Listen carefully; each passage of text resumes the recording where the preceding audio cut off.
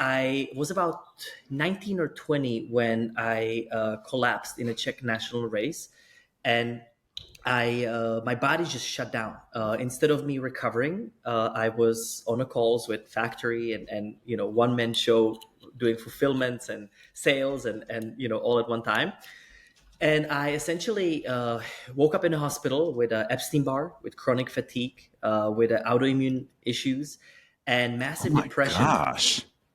Yes, I completely ran my body through the ground. And then I couldn't continue because I literally every 2 weeks I would be getting sick. I would like get back on the bike, and then I just couldn't Oh get my my immune gosh. system, back up. And at that time I had a suicidal thoughts. I had a like my complete chemistry was just gone, blown in my brain. And yeah, and so that was a big pivotal moment, basically, as to I had to leave all of the athlete mindset behind, and I put it into business. And I think, you know for me, like, to do 7-hour bike rides and races with, I think it's like 20,000 miles a year that we have Wow. put on the bike, on the body. It was, and not having that, right, and instead putting it into business was so easy, or felt easy, comparatively. And I think I just put all my endurance into then building companies and building businesses. But it got me into a second extreme. Then you go from one rat race to another rat race to to another. That- But that's That's life. exactly what it is. Yeah, I was gonna say that's life. I always feel, I've recently, and this is cool, like the timing of all this, I think is so cool because my show now has become like a stream of thought for me. Like, what am I thinking about in the moment? Let me go find someone to talk to about it.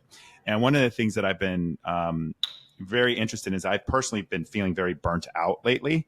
I have a lot on my plate. I have a full-time job. I do this podcast. I now edit it as well. Um, I've got some other stuff going on. I got a nonprofit that I'm on the board of. So much stuff, and I'm feeling burnt out. And one of the things that I've realized is it's because we're always hustling to chase what we've determined as a society as productivity. And what that does is it just gets you in this constant grind where you're always grinding for more, and this growth of your income, this growth of your career, this growth of pretty much everything, but this growth of like your internal self. And that's what I think is so interesting about the timing of us finally getting together to do this, because this is your whole mission. This is your whole point. Yes, balance. I mean, literally. It's funny because so many of us are in this whole way, right? So I always like to use Silicon Valley was like the breakthrough, where in our society we became this chronic overdoers on every level. Mm-hmm. And productivity, right, went through the smash, like all of the productivity coaches and time management, and like all of the, imagine the amount of training that you can find today on like how to become a bigger, better production machine, right? Mm-hmm. Now, does that bring us balance? Does that make us happy? It's a very questionable, and I think a lot of us are finding the same way, that doing more is not always better. But in that same process, so what's interesting, if we put our time into three buckets, there is a time with yourself, right? This is when you focus on your education, creativity, fitness, wellness, whatever, you spend time with yourself, which, by the way, very little people spend much time with themselves anymore, which is the first big important thing to bring back home. The second part is your family, friends, or husband, wife, right? Like the closest relationships that you nurture. And then the third table is your career. I like to call it life's purpose or mission, because hopefully you are making means with something that you're passionate, purposeful, and it's for the greatest good of the whole. If not yet, I mean, it's nothing against that, but it's another deep calling that all of us are realizing right now. And when you look at this triangle, right, of time, it's important that we spend and block off, if we do use time management, right, time for each one in a perfect balance. Now, what I've learned in this process is if we don't spend time just within our own selves, with our own thoughts, we're constantly just living somebody else's life. We're constantly just chasing ourselves. And even though we might be self-employed, right? And that was a big movement, right? Like just like become your own boss and this. But then we become a slave to our own creation as well, right? So then it goes back into the doing again.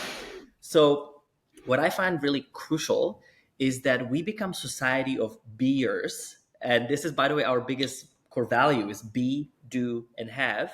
Because if you look at a consciousness expansion in a workplace or in like our career space, the first step is where life is sucks. It's just not that great. This could be gangs. This could be, somebody that's homeless, somebody that their life generally sucks. Like there's not really, outlook out of that.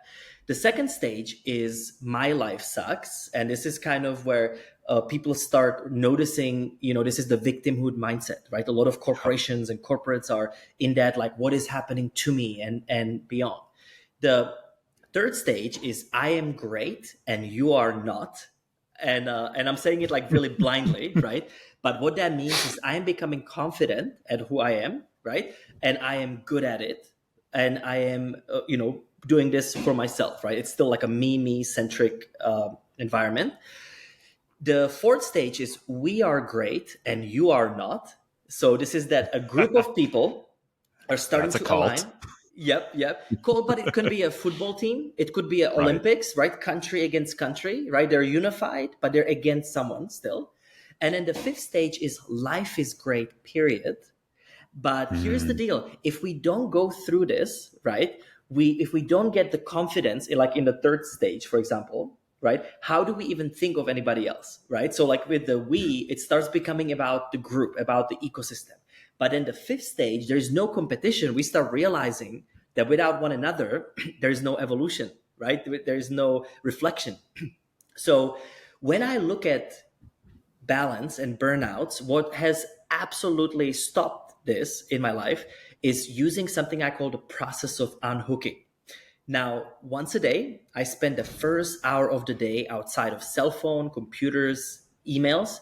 I go inward as soon as I wake up because you're still prompt to be in the alpha state. So the first hour, unless you kill it with going on your phone and through the notifications, right? You go straight to beta, fight or flight a lot of times because you immediately stop breathing, you tense up, and then all of a sudden the external world is running you instead of you running yes. the external. Do you see what I'm saying? Yes. So every That's why I day, have notifications off until 8 a.m. My yeah, alarm goes off at 6, 7, sometimes depending on the day. I don't look at my phone and I just lay in bed and think, because you're right. That's what happens is you pick up that phone and the world is running you. That is so brava. yeah, and but it's by design, right? Because we became society of doers, and it's all linked to the mental body, which we can talk about, like our whole mind that needs to be really fixed in that process. But so then once a week, I take a full day off completely out of the digital world, physical world. I also try to fast during those days. And this is that time that the first half of the day I just spend with myself, with my thoughts, with my journal. And then the second part of the day, I bring my kids and wife and family as well. But as you can see, so now I do it daily, weekly. That week, I go Hmm. back one week and I project forward one week. So I know exactly what my choices are and I can determine my consequences. And then once a month, I spend 4 days completely off of everyone and everything. And if you've ever been to a vacation, the first three Hmm. days are so hard. Like you don't know what to do with yourself. You want to scroll on the phone and like it's so hard to just like drop in.